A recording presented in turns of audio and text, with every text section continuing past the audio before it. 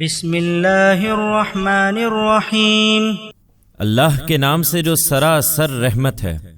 جس کی شفقت ابدی ہے۔ یا ایہا النبی اذا طلقتم النساء فطلقوهن لعدتهن وأحصوا العدة واتقوا الله ربكم لا تخرجوهن من بيوتهن ولا يخرجن إلا أن يأتين بفاحشة مبينة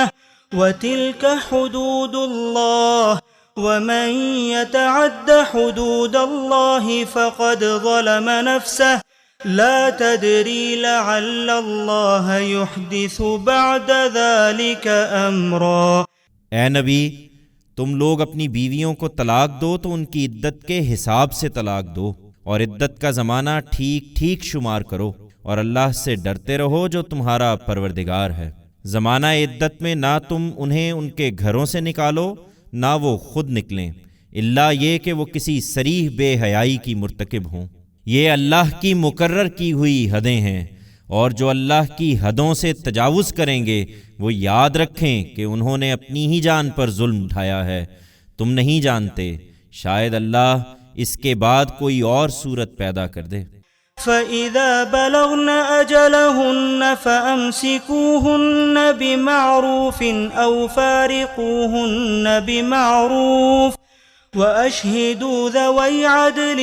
مِّنكُمْ وَأَقِيمُوا الشَّهَادَةَ لِلَّهِ ذَلِكُمْ يُوعَظُ بِهِ مَن كَانَ يُؤْمِنُ بِاللَّهِ وَالْيَوْمِ الْآخِرِ وَمَن يَتَّقِ اللَّهَ يَجْعَل لَّهُ مَخْرَجًا وَيَرْزُقْهُ مِنْ حَيْثُ لَا يَحْتَسِبُ وَمَن يَتَوَكَّلْ عَلَى اللَّهِ فَهُوَ حَسْبُهُ ان اللہ بالغ امرہ قد جعل اللہ لکل شیء قدرا۔ اسی طرح طلاق دو،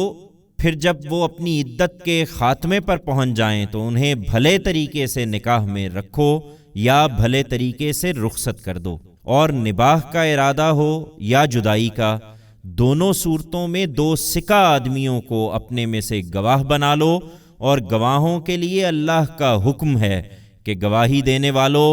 تم اس گواہی کو اللہ کے لیے قائم رکھو۔ یہ بات ہے جس کی نصیحت تم میں سے ان لوگوں کو کی جاتی ہے جو اللہ پر اور قیامت کے دن پر ایمان رکھتے ہیں، اور جو لوگ اللہ سے ڈریں گے انہیں کوئی مشکل پیش آئی تو اللہ ان کے لیے نکلنے کا راستہ پیدا کرے گا، اور انہیں وہاں سے رزق دے گا جدھر ان کا گمان بھی نہ جاتا ہو، اور جو اللہ پر بھروسہ کریں گے وہ ان کی دستگیری کے لیے کافی ہے۔ بے شک اللہ اپنے ارادے پورے کر کے رہتا ہے۔ ہاں،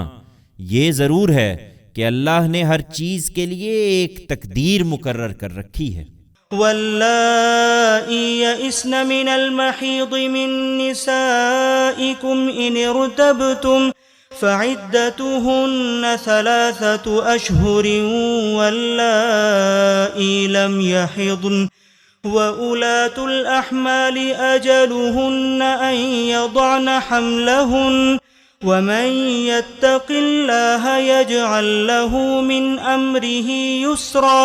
ذلك أمر الله أنزله إليكم ومن يتق الله يكفر عنه سيئاته ويعظم له أجرا۔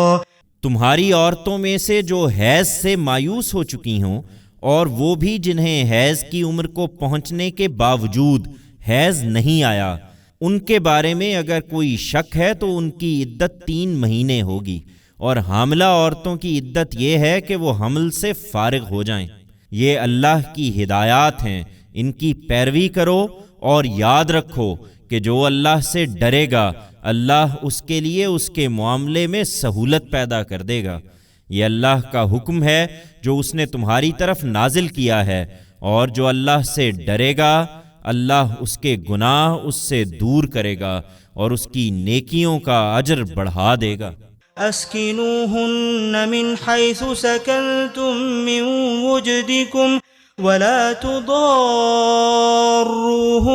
لتضيقوا عليهن وإن كن أولات حمل فأنفقوا عليهن حتى يضعن حملهن فإن أرضعن لكم فآتوهن أجورهن وأتمروا بينكم بمعروف وإن تعاسرتم فسترضع له أخرى لينفق ذو سعة من سعته ومن قدر عليه رزقه فلينفق مما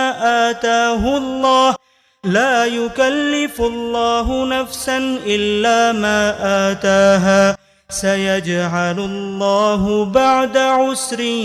يسرا۔ زمانہ عدت میں ان عورتوں کو وہیں رکھو جہاں اپنی حیثیت کے مطابق تم رہتے ہو، اور ان کو تنگ کرنے کے لیے ستاؤ نہیں، اور اگر وہ حاملہ ہوں تو ان پر اس وقت تک خرچ کرتے رہو جب تک وہ حمل سے فارغ نہ ہو جائیں۔ پھر اگر وہ تمہارے بچے کو تمہارے لیے دودھ پلائیں تو ان کا معاوضہ انہیں دو، اور یہ معاملہ دستور کے مطابق باہمی مشورے سے طے کر لو۔ اور اگر تم کوئی زحمت محسوس کرو تو بچے کو کوئی دوسری عورت دودھ پلا لے گی۔ تم میں سے جو خوشحال ہو وہ اپنی حیثیت کے مطابق خرچ کرے،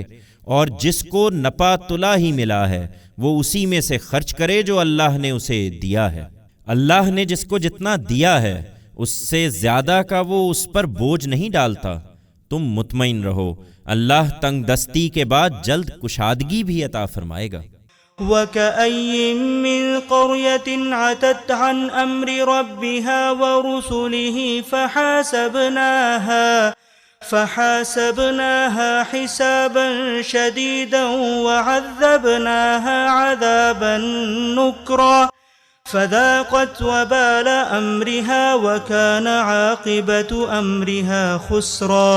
أَعَدَّ اللَّهُ لَهُمْ عَذَابًا شَدِيدًا فَاتَّقُوا اللَّهَ يَا أُولِي الْأَلْبَابِ الَّذِينَ آمَنُوا قَدْ أَنزَلَ اللَّهُ إِلَيْكُمْ ذِكْرًا رَسُولًا يَتْلُو عَلَيْكُمْ آيَاتِ اللَّهِ مُبَيِّنَاتٍ لِيُخْرِجَ الَّذِينَ آمَنُوا وَعَمِلُوا الصَّالِحَاتِ مِنَ الظُّلُمَاتِ إِلَى النُّورِ وَمَن يُؤْمِن بِاللَّهِ وَيَعْمَلْ صَالِحًا يُدْخِلْهُ جَنَّاتٍ تَجْرِي مِن تَحْتِهَا الْأَنْهَارُ خَالِدِينَ فِيهَا أَبَدًا قَدْ أَحْسَنَ اللَّهُ لَهُ رِزْقًا۔ یہ اللہ کے حدود ہیں، ان سے روگردانی کرو گے تو یاد رکھو کہ تم سے پہلے کتنی ہی بستیاں ایسی ہوئی ہیں جنہوں نے اپنے پروردگار اور اس کے رسولوں کے حکم سے سرتابی کی، تو ہم نے ان سے سخت محاسبہ کیا اور انہیں بڑی ہولناک سزا دی۔ سو انہوں نے اپنے کیے کا مزہ چکھ لیا اور ان کا انجام کار محرومی ہوا۔ اللہ نے آخرت میں ان کے لیے ایک سخت عذاب تیار کر رکھا ہے، اس لیے اللہ سے ڈرو عقل والو جو ایمان لائے ہو۔ اللہ نے تمہاری طرف ایک یاد دہانی نازل کر دی ہے، ایک ایسا پیغمبر جو تمہیں اللہ کی آیتیں سناتا ہے، جو ہر چیز کو واضح کر دینے والی ہیں، تاکہ ان لوگوں کو اندھیروں سے نکال کر روشنی میں لے آئے جو ایمان لائے اور انہوں نے اچھے عمل کیے ہیں۔ اور جو اللہ پر ایمان لائیں اور اچھے عمل کریں، ان سے اللہ کا وعدہ ہے کہ انہیں وہ ایسے باغوں میں داخل کرے گا جن کے نیچے نہریں بہتی ہوں گی، وہ ان میں ہمیشہ ہمیشہ رہیں گے۔ اللہ نے ان کے لیے بہترین روزی کا اہتمام کر رکھا ہے۔ اللہ الذي خلق 7 سماوات ومن الأرض مثلهن يتنزل الأمر بينهن لتعلموا أن الله على كل شيء قدير وَأَنَّ اللَّهَ قَدْ أَحَاطَ بِكُلِّ شَيْءٍ عِلْمًا۔ اللہ وہی ہے جس نے 7 آسمان بنائے اور انہی کے مانند زمینیں بھی، اس کے احکام ان کے درمیان نازل ہوتے رہتے ہیں، یہ اس لیے بتا دیا ہے کہ تم جان لو کہ اللہ ہر چیز پر قدرت رکھتا ہے، اور جان لو کہ اللہ کا علم ہر چیز کا احاطہ کیے ہوئے ہے۔